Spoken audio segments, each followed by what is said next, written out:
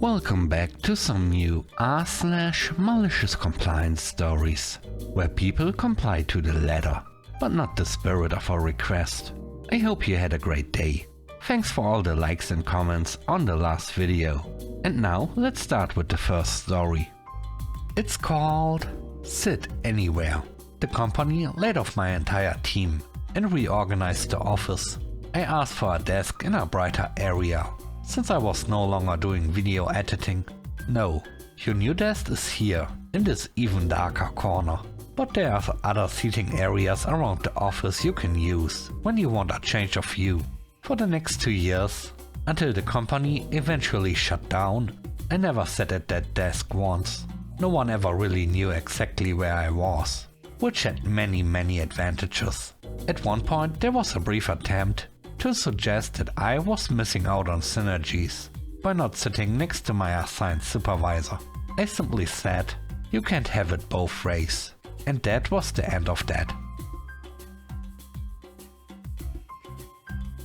The next story is called Work Uniform. I used to work in a hotel as a porter. We had to wear white shirts and black pants, and they provided us with a uniform, which was really just a plain black vest.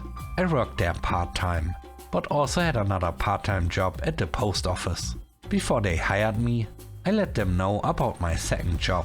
They asked how I'd handle scheduling conflicts, and I told them I'd work for whichever company booked me first.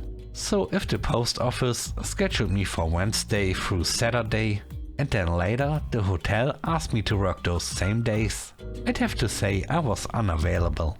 And of course, I would do the same if the hotel scheduled me first. I stuck to that agreement the entire time I worked there, and for over a year, it was never a problem. Then, one day, the hotel told me I had to work an upcoming weekend. I said I couldn't, because I had already been scheduled at my other job.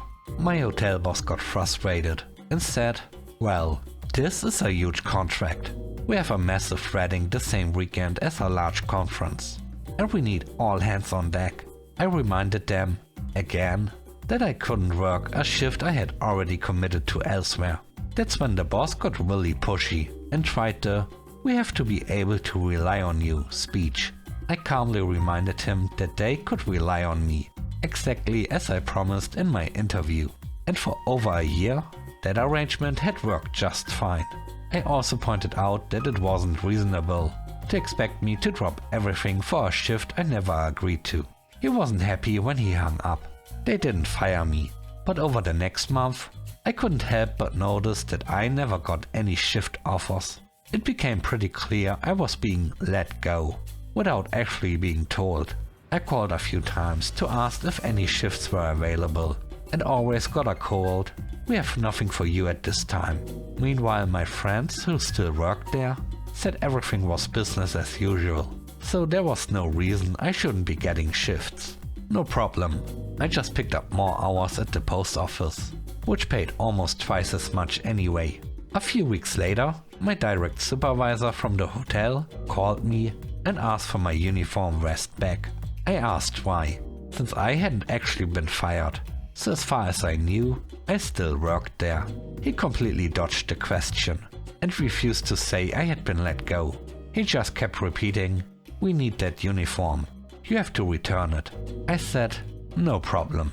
He started saying, "You can drop it off any time."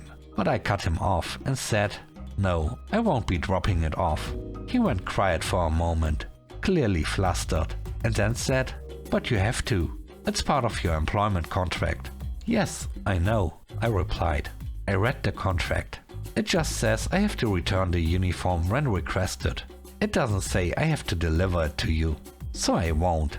You can send someone to pick it up at a time that's convenient for me. Now, the hotel was in a different city from where I lived, about a 30 to 45 minute drive, so that little detail really threw him off. My ex-boss tried to pressure me into bringing it back, but since he no longer had the power to control my schedule, that conversation went very differently than he expected. He sputtered and stammered, trying to come up with a way to convince me, but eventually gave up. He said he'd send someone, at some point, so be ready whenever that is. But I told him, no, you'll need to pre-arrange a time with me. I even said I checked my calendar, and he could call me back in a few days to set it up. Hearing the frustration in his voice made it all worth it. He never actually sent anyone to pick up the vest, so I ended up using it as part of a Halloween costume. The third story is called Cat Compliance. I got fired from a sales shop by a supervisor who was systematically letting people go and replacing them with her sorority sisters.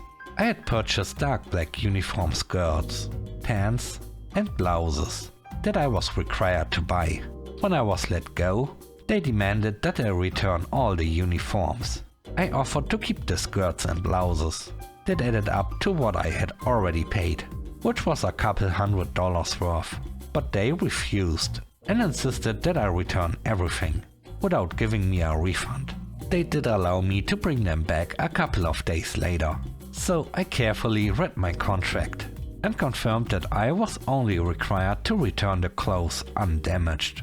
Nowhere did it say they had to be clean.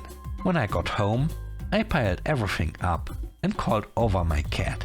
She was a long-haired cat who had a talent for coating everything I owned in white fluff.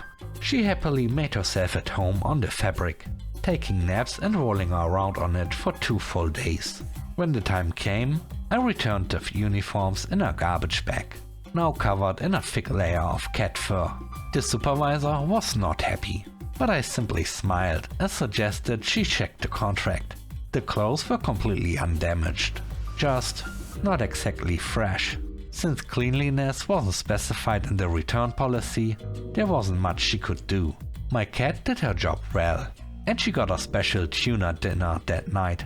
Even better, I eventually won a small claims court case and got my uniform money back. A win for both of us. Thanks for watching the video to the end. I hope you enjoyed it. If you did, please don't forget to leave a like, comment and subscribe. And if you have time, watch another one of my videos. Also, if you want to support me further, check out the channel membership or Patreon. And now, I hope you have a great day. See you soon. Bye bye.